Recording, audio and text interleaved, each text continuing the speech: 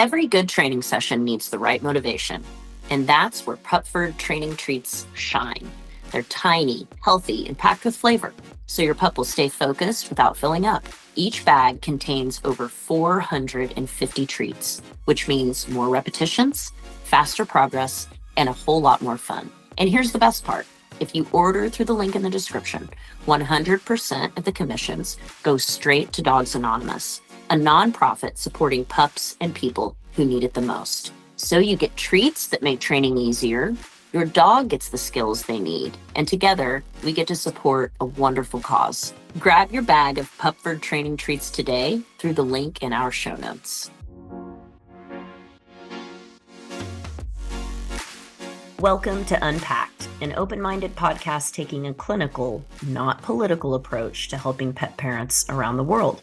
I'm Sailor Jerri, certified dog trainer, virtual dog training revolutionary, owner of Tulsa Pack Athletics, and creator of the open-minded approach. And I'm Mattison, her friend, certified dog trainer and behavior consultant. Together, we have nearly 3 decades of experience in behavioral dog training. We've been working with real dogs and the humans who love them to create solutions to problematic behaviors that feel too big for them to tackle on their own. In this special 2-part event, we're digging into something a little more personal. 3 years and 12 cases later, we're finally ready to unpack the humans behind the podcast. And since nothing is off limits when the two of us are together, you can expect to see both our sentimental and our silly sides. If you've ever wondered, just who are Jerri and Mattison? Settle in with us and unpack. Hello, everybody. We are back with another unusual episode because what's good for the goose is good for the gander. So if I have to be asked a bunch of questions, and when I say have to, I really mean get to. Don't I, Mattison? She is going to answer some questions today, and I wrote these. I didn't even consider what the audience might want to hear. This is all about me and what I want to hear out of Mattison, but I think I did a pretty good job. I think you guys will be happy with the questions that I have. And so I want to play a little game with Mattison. There are 16 questions here. And so she's going to popcorn these numbers. She's going to pick a number. I'm going to ask the question, and we're going to see what kind of glitter bombs go off during this conversation. Did you do popcorn reading in school where like you had to read some and then at the end you like popcorn and then you called popcorn Kevin and then Kevin had to read?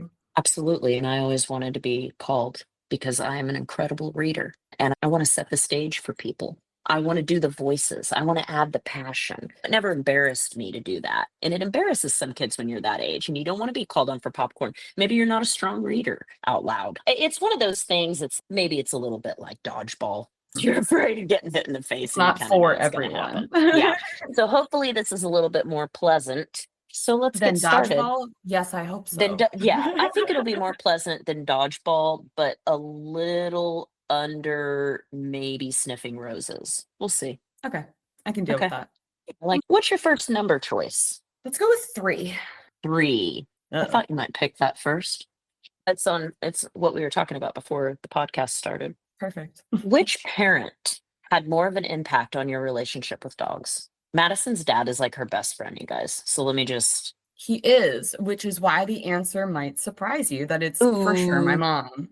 Do tell. I think that this probably, when I was younger, had more to do with our family dog. My dad worked a lot and my mom worked part-time, but she was also home a lot more. And it was really often her responsibility, from what I observed, to be caring for the dogs during the day. I say dogs, we only had one at a time. We had a golden retriever. She was our dog when I was born. She passed away when I was about 5. Her name was Charity, and her litter was Peace, Love, and Charity. That's adorable. And they kept the name, and she was just the best dog, just a wonderful family dog. Yeah, Goldens are great. Oh, she was lovely. And then really the other big dog influence, because for me, it's about the specific dogs from my past.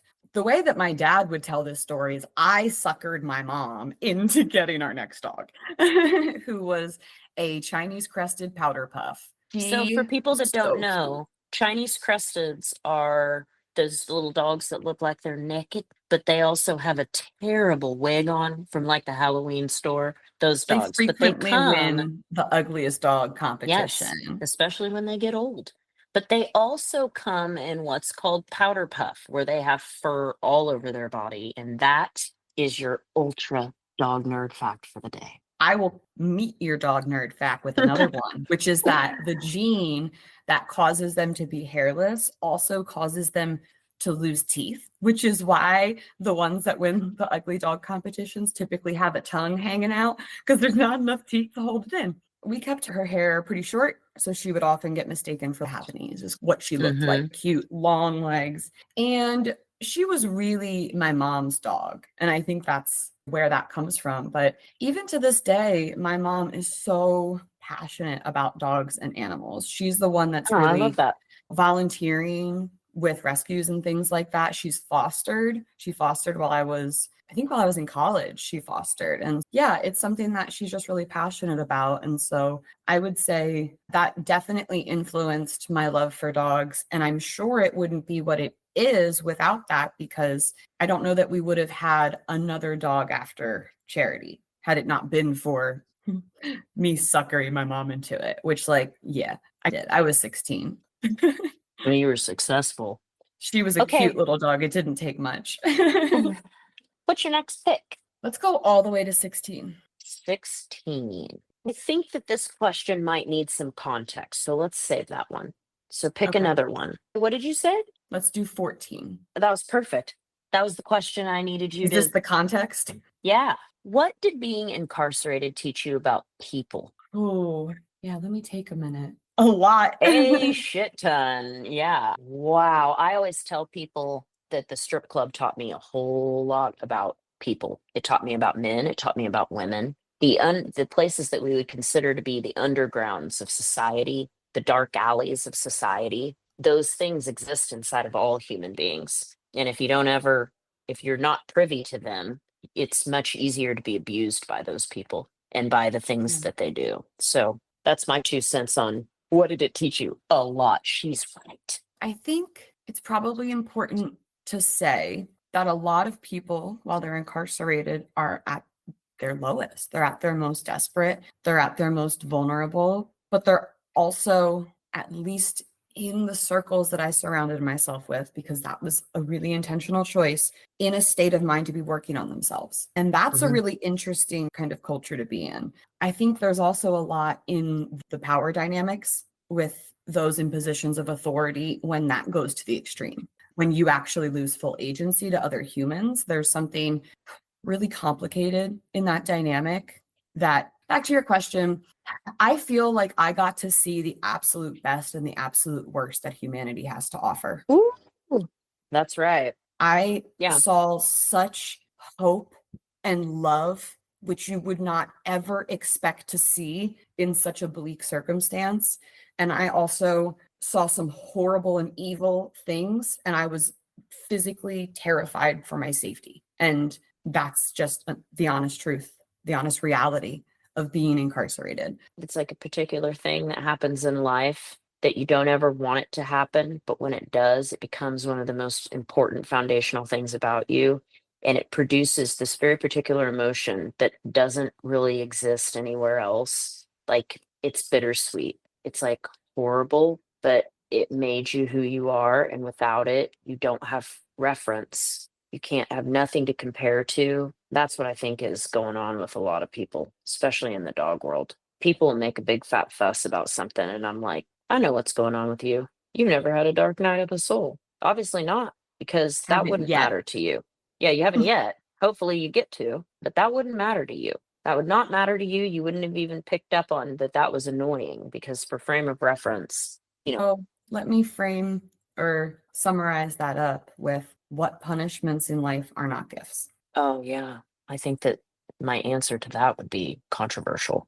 I'm just I saying that on the darkest night, you can still find light. You can still find Yeah. love. And the bigger thing to that is if you do, if you can, every punishment is a gift. And I don't think a lot of people want to hear that. They'll go into things about, and probably valid, but they'll go into things about how they were assaulted as a child, where they were, and they're like, so you're saying that's a gift? And it's no, I'm just telling you what I think. I'm just telling you my experience and the experience of my friends that have shared at a deep level what they went through. That's all I'm saying. That's all I'm saying. I've had some really effed up shit happen to me.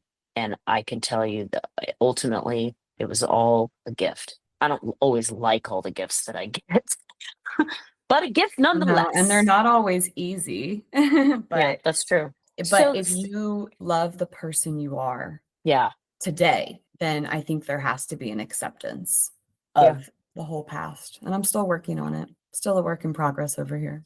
all the things that make us are not sugar, spice, and everything nice, like we were told. Okay, so that it does. It segues into 16. What has it been like to reintegrate to society, and what made you successful? Would you believe me if I said it was harder than integrating into prison? Yes, I would It believe you. was one of the most difficult times of my life, second only to maybe when I was on house arrest. House arrest was rough. That was very dark. Rough on you. I just can tell by the way you talk about it. I don't remember a lot of it. Yeah. There's 3 months that are just missing, and that's Yeah, sometimes the mind is kind to us in that way. I have yeah. 3 or 4 months that are totally blocked from my alcoholism. And I know a lot of that was blackouts, but a lot of it wasn't. And I just don't remember. So we can all conceptualize that it was the hardest thing that you've ever done. But what I want to kind of key in on, what do you think made you successful? Because there's a lot of people out there that they are trying to transition in some way and they need those like simple, actionable steps or tips. I was very fortunate, and I'm still very fortunate to have an incredible support system. My parents took me in. I have a wonderful family. My, at the time, fiance, now husband, was really a huge part of that as well. It's hard to say what made me successful, because when I look back on that time, I wish for more time. I wish I had more time to ease myself into it, because, and also, I was released in the pandemic. So things were really fucking weird because Bro, I you was had so many released. plants. I Like had you so guys, many plans. she had 80 plants. I was like, It was too many plans. what's going on with that? She was I was like, propagating. these are my emotional support plants. I'm like, okay. It's I awesome though. It was like, what a great way to create something, and yeah, at least you were yeah, trying to love something. I was released from a lockdown situation into a different type of lockdown situation, and then now living with my parents. Crazy. And I couldn't really go anywhere for fear of bringing anything home to them. And that just really added into things. So honestly, what made me be the most successful and the turning point from when I went from feral to somewhat back to a domesticated human, to where I could actually function in society, because I was not functioning like appropriately or properly at first, was when I finally got to the point that I could have my own living space, because I had been so affected by the constant supervision and lack of privacy. That would for 5 really years affect me. The constant supervision and lack of privacy, I would lose it. You would lose it. I can't, like, I'm an only child. I can't. And it's such a profound disruption on a life when the person isn't designed to handle that. I was designed to tolerate it at the expense of my nervous system. Yeah. Yeah. A lot of people would know that as extreme masking. A lot of people could connect I had to on be that level. fully 100% masked as a neurodivergent individual the entire time I was incarcerated, because it was unsafe to be seen. It was unsafe. Yeah, for sure. I could see that. I also had to emotionally mask. And you and I have talked a lot about this literally just now, like last week, tapping back into my emotions, because for years they have been shut off. Every time I start to cry and get emotional, the tears get sucked right back in and it shuts down, because again, it just wasn't safe to be seen in that way for a long time. Yeah, man, I've had the opposite experience. I'm a huge crier. I don't cry when I get sad generally, but I'll cry now. I'll cry over gratitude. I'll cry out of frustration. I'll cry when I'm overwhelmed, those kinds of things. So it doesn't mean I don't get emotional though. Yeah. I feel big emotions, and actually that's why I miss crying, because Yeah, it's a really healthy way to process through the really big emotions. And exactly. That's why I do it. Yeah. I had a situation where I wasn't in I mean, I certainly was in scenarios where crying would have been discouraged, but my mom always, I wasn't discouraged from crying. And then when I was in situations where that wasn't helpful, there wasn't anything emotional that would make me want to cry. I get that. A lot of crying is dogs liking children or not liking children. It's like some of them really do, some of them really don't. Some of them don't. They're in the middle. Some of them a little bit sometimes, but not at this other time. It's just different for every person. Okay, let's see. Pick a number. 7. What are you most afraid of? You just said it a second ago. I did. And this is also, I would say, changed. Like how I would respond to this has changed, because previously I probably would have said like snakes have been a really big fear for me for a really long time. But I think if I'm being very honest, I am afraid to be seen as I really am in an authentic way. That's hard for me to. What do you think will happen? What, you think people aren't going to like you anymore? You think nobody's going to want to be your friend? You think they're going to talk behind your back? These are the things this is what we do as humans. We're like, I bet they're gonna. I've had it happen before where I feel like I get close to somebody and then I show them maybe my quirkier side or my weirder side or my darker side, and then they leave. So that's hard. And it's something, again, I'm still working through. Well, yeah, we were talking about that privately not that long ago. You were like, I don't know. You're my only friend that like never left me. I just feel really said something to that secure effect. in Yeah. our friendship. I do. Yep. And I have a couple of other friends that I have had for a long time, but there is something about the nature of our relationship that you can't unring this bell. Yeah. You can't unring this bell. You're welcome, everyone. So I was watching something this morning. It was a little old couple. They were talking about love. It was precious. It just was precious. They were talking about their love for each other and their marriage and everything. And they asked for, the person interviewing them said, what sticks out from your vows? Because they were laughing about how they they need to renew them because they don't even remember what they said. But they were like in their 80s. It was just so cute. And they were clearly very in love as friends, as husband and wife. And the woman said, over all the years, what has stood out to me about our vows was this one: may our home always be a place where people feel like they can be themselves. And I was like, instantly cried. And that's my greatest wish, is that people always feel that they can be themselves around me, come hell or high water. Lay it on I me. want that. So I need to start showing up that way. So I'm working on it. I'm working on being my extra weird self. Good. We need more weirdos and wieners out there in the world. Okay, pick another number. We're going to go 6. 6. What was the thing you believe you needed to change the most about your dog training to something more compassionate than you were first taught? My need to control. That's Absolutely. simple. And that was a through line in my life of just needing to control. And it, I think, got worse right after I was released from prison, when I had no control. Oh, I can imagine. Yeah. I was like, it became to the extreme. And so, that's something that I've been working on for a long time, probably a lifelong study, the study of surrendering and letting go of that control. But I can tell you right now, both my dog training and how I respond to things in my life has shifted drastically in the last several years. I think. Okay, give me another number. 1, top of the list. Top of the list, top of the charts. What is something you want people to know about you that most people don't know? If you could put it on your sleeve and wear it around so that everybody knows, what would it be? I think I know what it would be, but I'm not in your brain. I don't know what. Yeah, this is harder than I thought it would be. I think in a very general sense, it would be what I consider to be like my creative side and my artistic side, and like the other piece of me that really I don't think gets to show in my training. Rifle tossing. Yeah. So like my color guard stuff, I love to paint. Amazing.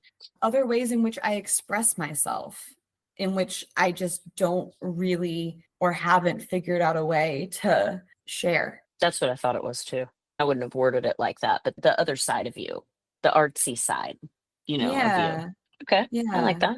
What's another number? All right, let's do 9. Who is your biggest supporter? My husband, for sure. Mark. And I He's great. recently on He's a a different sweetie. podcast mentioned how I don't talk about him a lot, and it's for sure not for lack of love, but he's a very private person, and I totally respect that. And social media is so unimportant to him that tagging him twice a year on his birthday and on our anniversary is like perfect. But the truth is, he's my rock and my best friend and my everything. And we've been in love for over 10 years.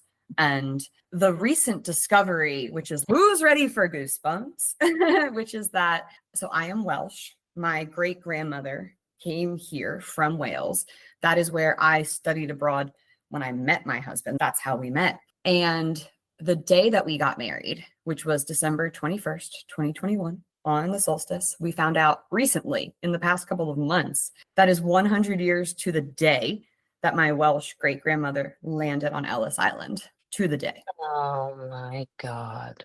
So 12/21/21. It's a love and story. 12/21/21. That's crazy. Like, I knew this, you guys, because she told me, but still, like, when she says it, I'm like, the statistical probability of that is incredibly low. Like, the likelihood of that just being like just random coincidences, just so whatever. Wow. I would say near impossible. Yeah. But yeah, I here think we that, are. yeah, I think that you're getting to the near impossibility for sure. Okay, I'm going to ask you the next one because it goes so Okay. well, and it's also the next in the number order. So it's number 10. Perfect. Who is your arch nemesis?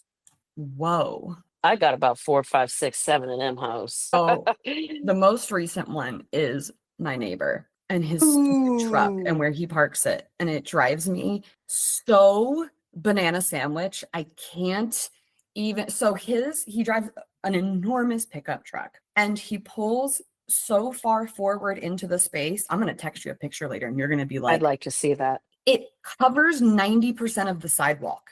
I think So you the should link sidewalk a is picture in the fully description obstructed. of this episode so that we can all join together. That's my least favorite, is when he parks there. But then there's another spot that I also hate that he parks in. And these happen to be the two best spots where it is technically then obstructing somebody's front yard, which is not very big. And if it were me, which it's not, like, this is an arch nemesis where it is so petty and is so stupid for me to be so mad about So this stupid. every single time. But I'm like, it just, but it's like totally, by the way, in my head, my neighbor probably has no idea that I exist, as it should Yeah, be. he's just like going about This is my his big delusional truck arch life. nemesis. His big truck life. Okay, so pick another number. 2. What is something Remy knows about you that no one else probably notices or knows? Remy is her dog, and My he's a doggy. little sweetie. He's frequently present for things that would typically be solitary in terms of like my spiritual stuff. So he's there a lot when I'm meditating, when I'm doing mantra work, when I'm doing things, provided I don't think that the energy of what I'm doing would like negatively. He's normally asleep in the corner, totally fine. And he's there and a part of the spiritual journey that I'm on. So it's actually something that I get to share with him that would feel weird for me to include any human in my like daily spiritual practices. I like that answer. I'd say the same thing about Enzo. Enzo knows about me. Same. Okay, pick another number. 11. 11.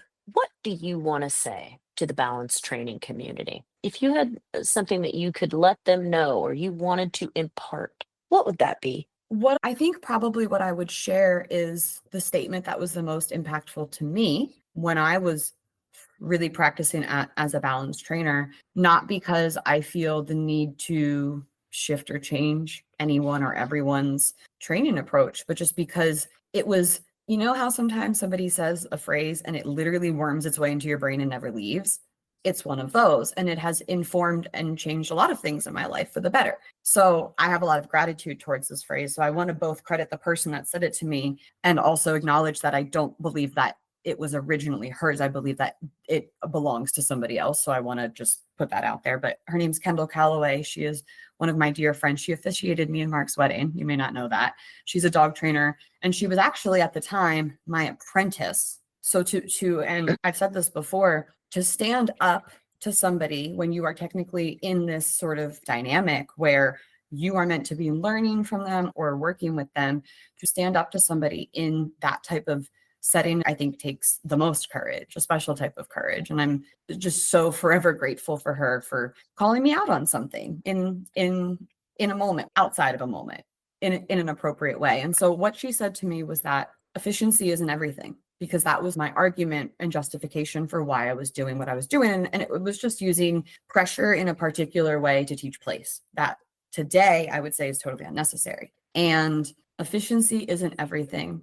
I have always prized efficiency as one of the top things. And so I think that was an important perspective shift, to know that sometimes slow is better. Sometimes you got to slow down to be able to see the whole picture. And that is outside of dog training, right? Efficiency isn't everything. Okay, the fastest way from point A to point B is possibly not the best route. And for me, I tend to rush when I'm, physically trying to do something and get out the door and do this and do that, and things get missed, right? So like efficiency isn't everything. And through the lens of dog training, I now see myself as the alternative. I am not saying to anybody, I'm going to get you from point A to point B the fastest way possible, because I think other things matter than speed and efficiency. I think that efficiency does matter, especially considering lack of efficiency can create frustration, which is wildly aversive, right? All of that. I'm not saying that we need to take all the time in the world to do things. And there is a benefit to making progress, but efficiency isn't everything. Changed my entire training and lots of things in my life. And if that resonates with somebody else, great. And if not, that's fine too. Okay, let's do the next one, 12. What do you want to say to the positive reinforcement community, or what would be known as the force-free community? I would want to talk about idealism versus being a realist, and what I think gets left out that creates that frustration that I mentioned, which I think is a result of stagnation, which I don't, and I'm glad that you asked this as a follow-up, because I don't believe in throwing efficiency out the window and accepting stagnation. That's not appropriate either. Wow, what you say to him is a lot nicer than what I would have said. I would have said, I'd like to talk to the positive reinforcement community about the modern white woman archetype, is what I would have said. And about this, I'm going to take this time right now to say that we are going to make an episode on that, because it's something Mattison and I have been talking about for a very long time. It exists in abundance in that community and in lots of other places in our country and in the West in general. And I think it's something that needs to be broken down for people and talked about a little bit more, because this thought that whatever my feelings and ideology are the best, and that Are the best I for will choose everyone. are the best for everyone, and that I will choose the things from science that I like and only the things that I like to justify not only my beliefs, but the way that I treat people poorly. That's called something, y'all. And it's real specific, and it's not just in dog training. It's a way of behaving. It's a particular way of behaving, and there's so many different facets to it that it's something that her and I have been discussing. We And talk I about think, it all the time. yeah, we talk about it all the time, and I think we can talk to some people about it and help break some things down and see what we can't change in our own communities so that we can be more effective.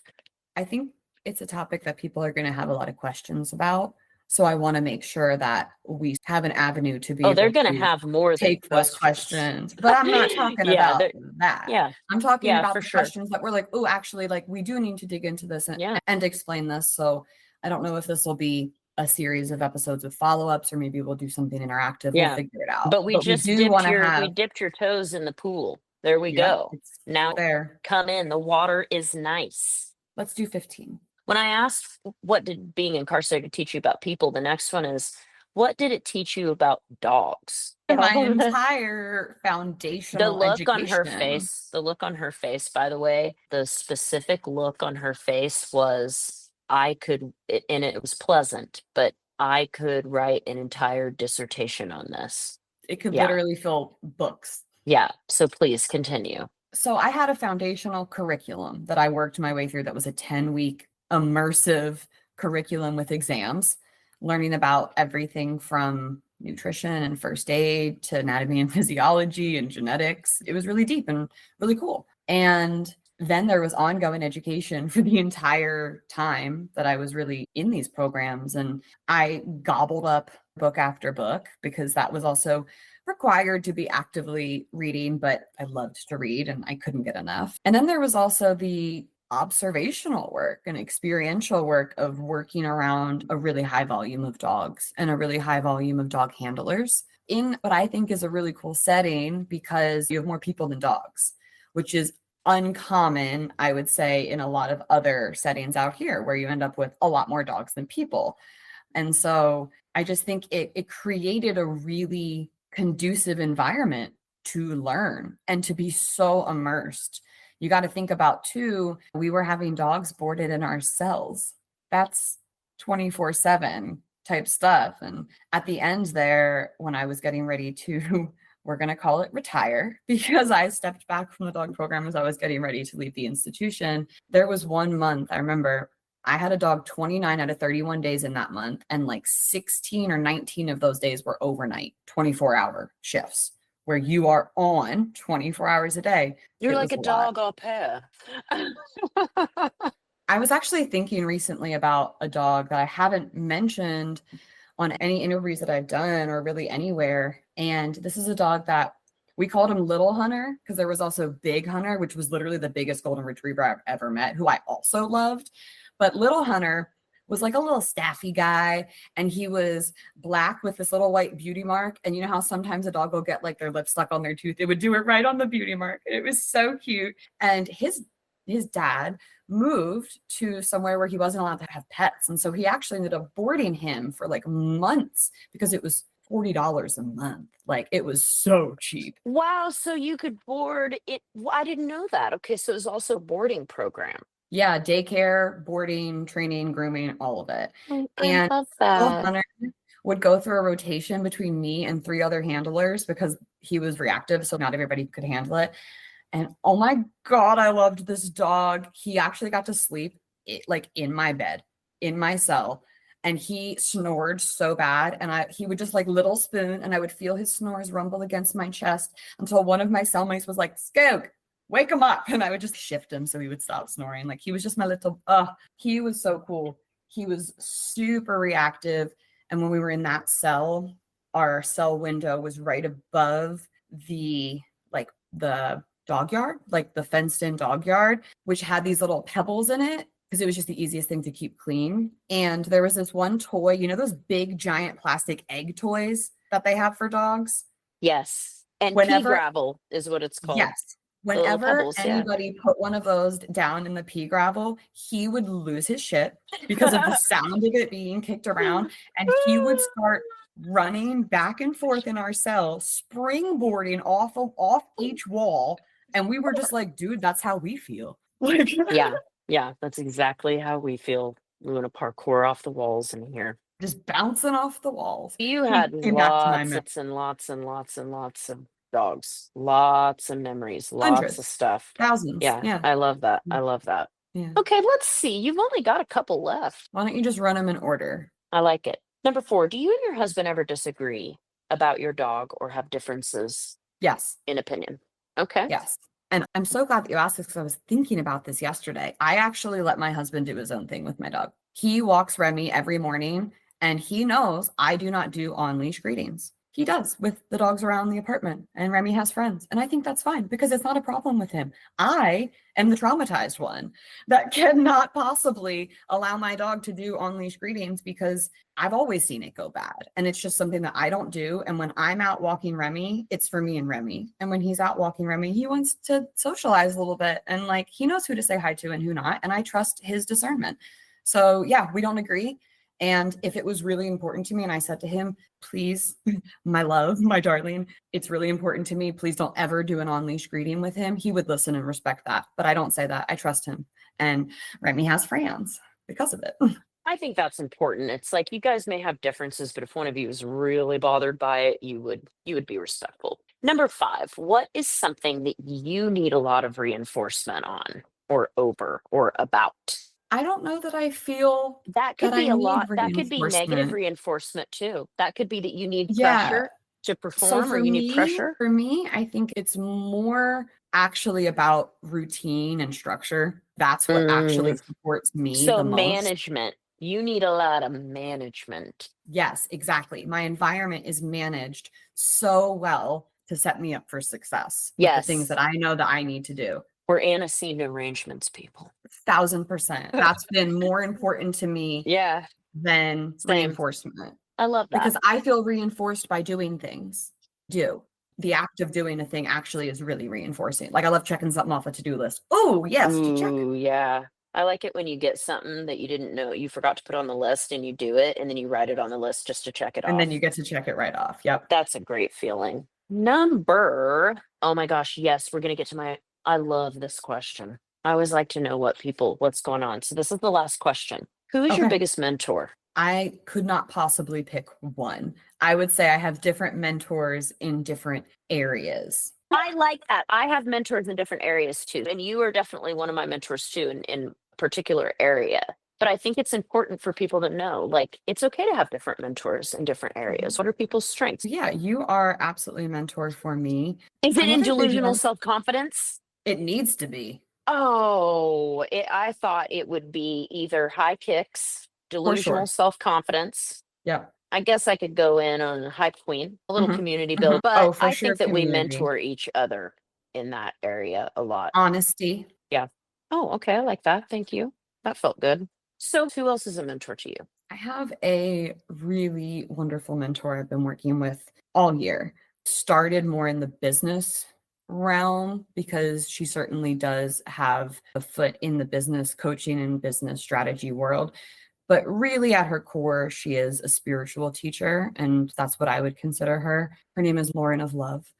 And she is one of the healers also that I've been working with. I know, Jerry, that you know that I've been attending a couple of healing retreats to deeply begin to process or continue to process the trauma that I experienced before and during incarceration. And I would say that the changes that I've made to my spiritual health this year have been the most profound change I've ever felt in my entire life. And that when I say that in the last 3 to 6 months, the changes that I feel are like people have said things to me. My mom said something to me. My husband said something. My mechanic on my car said something to me. Remember 2 years ago when I had to hug you because you were falling apart? Yeah, I do.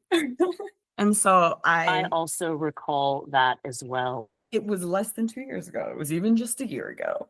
And I just have so much gratitude and love for what she has taught me about myself and about self-healing, because that's really what she specializes in. And I feel very at home in her community and with her medicine. That's a wonderful feeling. It's a wonderful It's feeling, and it's a wonderful place to remind people that if they need a community, they can come on over to Dogs Anonymous. They can just hop on over and get some of the things that Madison was just referring to. You can also hang out here and listen and find some of the other people that are involved in the open-minded approach. and 'Cause a Jerry and lot I of are now us are. leading a daytime meeting for Dogs Anonymous. Yeah. That is approximately every other Thursday, but you can go to dogsanonymous.org for the updated meeting schedule and meeting links. And the open minded approach is always open for literally everybody.